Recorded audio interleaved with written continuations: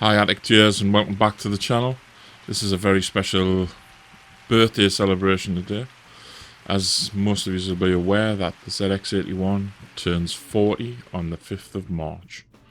This is a milestone achievement. The ZX81, very important machine for many reasons. I never had one as a kid. My experience with the ZX81 was not the best one. In all fairness, it was when I was at school. We had BBCs and we had pets and we had a few Spectrums dotted around. And if you couldn't get any of them, the only one that was left for you to use was the good old ZX81. But I had fun with it, doing a bit of programming.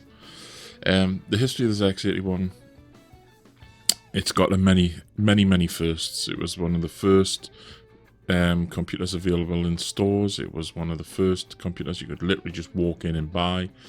It had two versions. It had a retail version where it was all finished, ready, just pulled it out the box and off you go.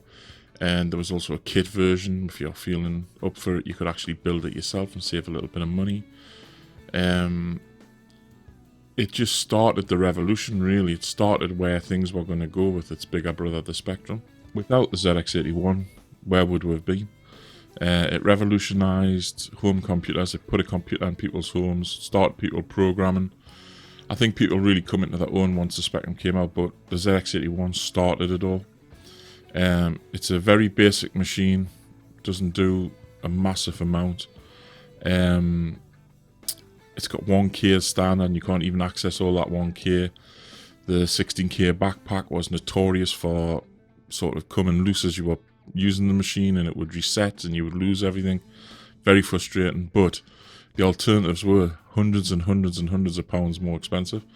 So it's just an awesome machine, and I can't believe it's 40-year-old. It makes me feel very old. Obviously, I think a lot of people know the history of the ZX81, so I'll not go on too much about it, but you know, it was made in the UK, it was made in Scotland. We've just got so much to thank this little machine for, and it is little. I picked up one not long ago as part of a deal with a guy on an Amiga.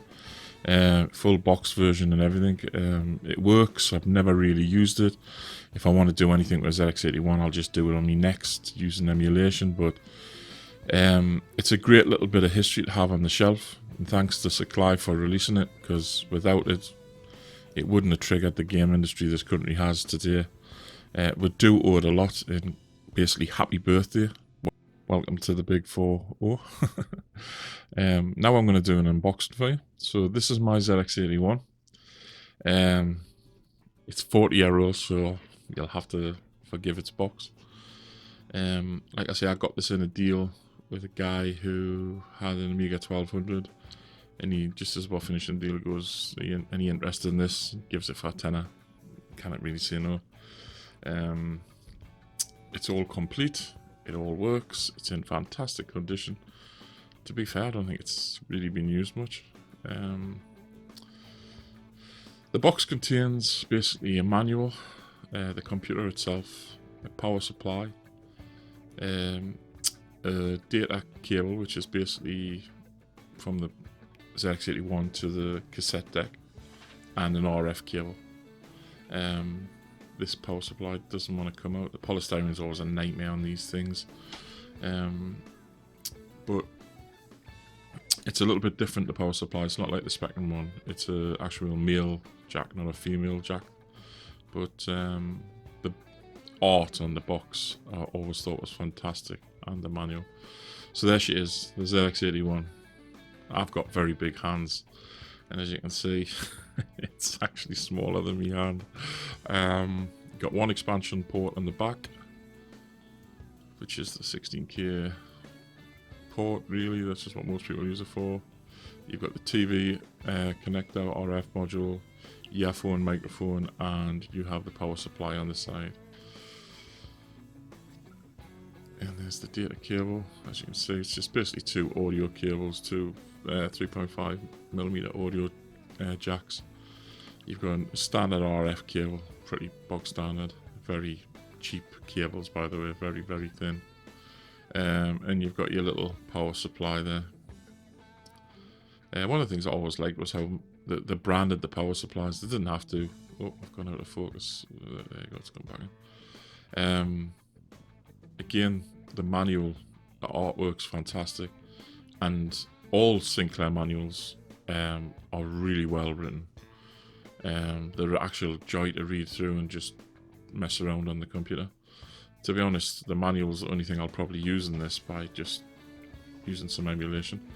Also, I have a proper Sinclair 16K boxed RAM pack. Look at that 16K. God, I send emails that are more than 16K.